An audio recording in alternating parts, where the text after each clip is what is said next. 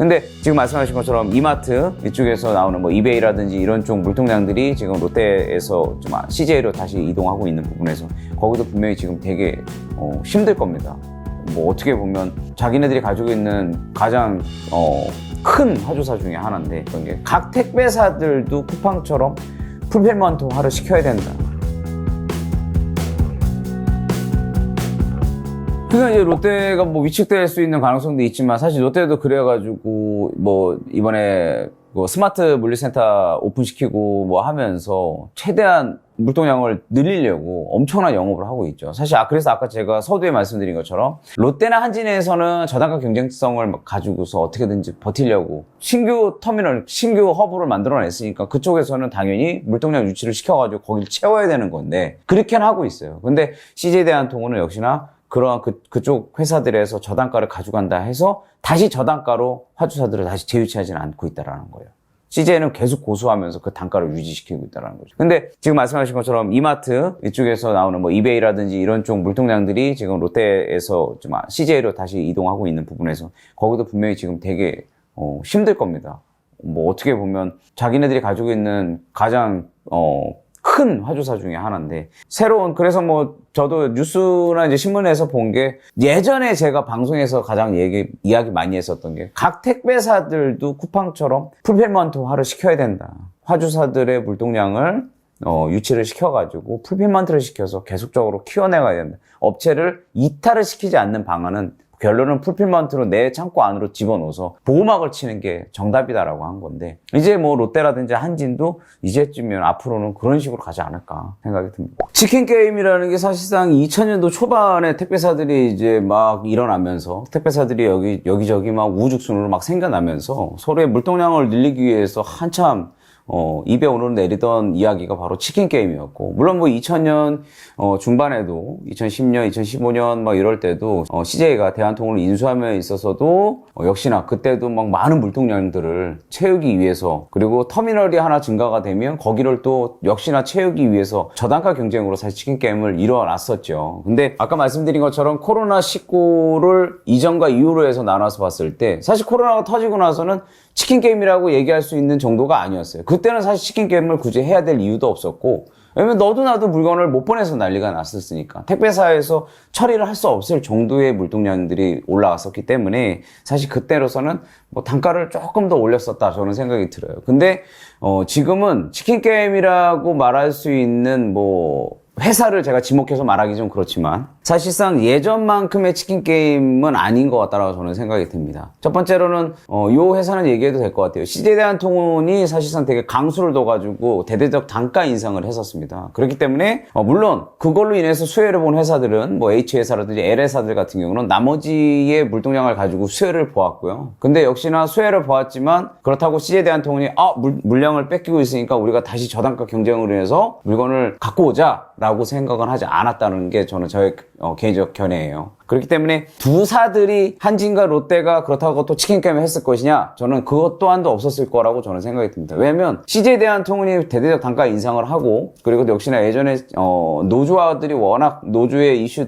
문제점들 때문에 사실 타 택배사들은 물동량이 워낙 많이 가서 굳이 치킨 게임을 그렇게까지 심하게 안 해도 알아서 물량이 늘어나고 있는 그런 상황이었기 때문에 저는 예전과 같은 치킨 게임은 있지 않았다라고 생각이 드는데, 테무라든지 알리 뭐 이러한 부분들, 해외 직구권들의 물동량이 늘어나면서 그거를 입찰을 하기 위해서 거기에서는 치킨 게임이라보다는 아무래도 저단가 비딩을 들어갔었던 부분인 거지, 본사에서 계속적으로 왔다 갔다 하면서 단가를 뭐 알리가 CJ 갔다가 한진 갔다 롯데 갔다 막 이러한 부분을 만들지는 않았다라는 거죠. 어쨌든 서비스율을 가지고 서비스에 할 수 있는 범위를 가지고서 입찰을 들어간 걸로 알고 있고요. 물론 입찰을 들어갔을 때 뭐 사실 그만큼의 물동량을 갖고 있는 회사들한테 지금 있는 화주사들만큼의 단가를 주지는 않았을 거고, 아무래도 경쟁력 있는 좀 단가를 주었을 건데, 그렇다고 해서 예전 십수년 전에 치킨 게임의 그런 양상을 보이는 것 같지는 않다라고 말씀드리고 싶습니다. 그리고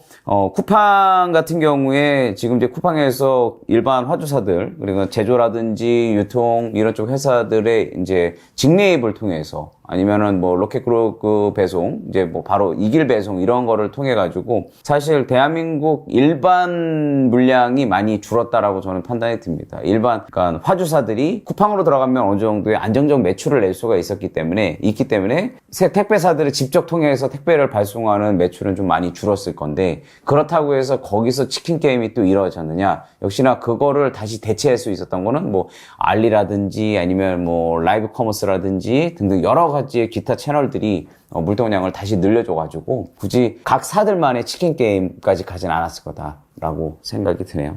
전략이라고 보다는 저는 제 개인적 생각은 그래요. 제가 이제 택배를 21년을 했잖아요. 지금 현재도 이제 현직에 있는 거고. 저는 제 개인적 생각으로는 지금 현재 대한민국의 택배 서비스는, 저는 거의 뭐 최고다라고 생각이 듭니다. 뭐 저단가로 인해서 택배 서비스가 저하가 됐다? 저는 그렇게 생각 안 하는 것 중에 하나는, 코로나19 이후에 유행어가 돼버린 게 있잖아요. 언택트예요, 언택트. 결론은 예전에는 택배 기사님들이 소비자를 직접 배송을 하고 아니면 뭐 인수 사인을 받는다든지 이런 등등으로 인해 가지고 거기서 마찰이 사실은 되게 많이 생겨났었죠. 왜 저 사람 똑바로 배송 안 해요? 왜 저 사람 인수 사인도 안 받아요? 저 사람 물건 제대로 안 나오거든요.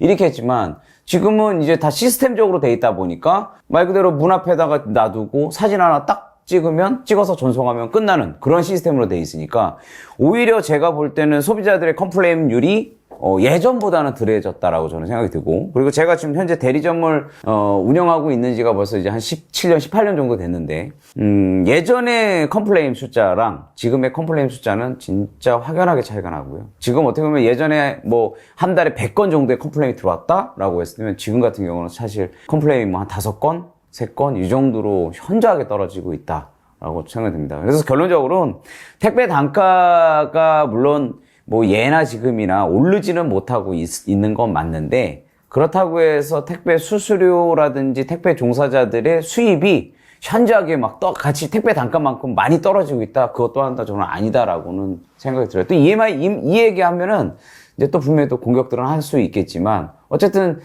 제가 현재 뭐 수수료 계산을 하고 수수료 지급을 하고 있는 입장에선 그렇게는 말씀을 드릴 수 있을 것 같아요. 사실은 뭐 저랑 같이 근무하던 친구들도 쿠팡 로지스로 많이 갔는데 사실은 물론 다시 돌아오기 위해서 많이 노력들을 했죠. 근데 코로나 때 물동량이 워낙 많이 늘었고 쿠팡에서 진짜 일물량을 처리할 수 없는 정도, CJ 대한통운이 진짜 하루하루를 물동량의 기록갱신을 한 것처럼 그때는 진짜 뭐 너도 나도 기사님 모셔가기 작전이었었죠. 근데 코로나가 잠식되고 나서 소비자들이 밖으로 나가서 외식을 한다든지 다시 뭐 쇼핑을 하기 시작하면서부터는 물동량이 사실 엄청나게 줄어들었잖아요.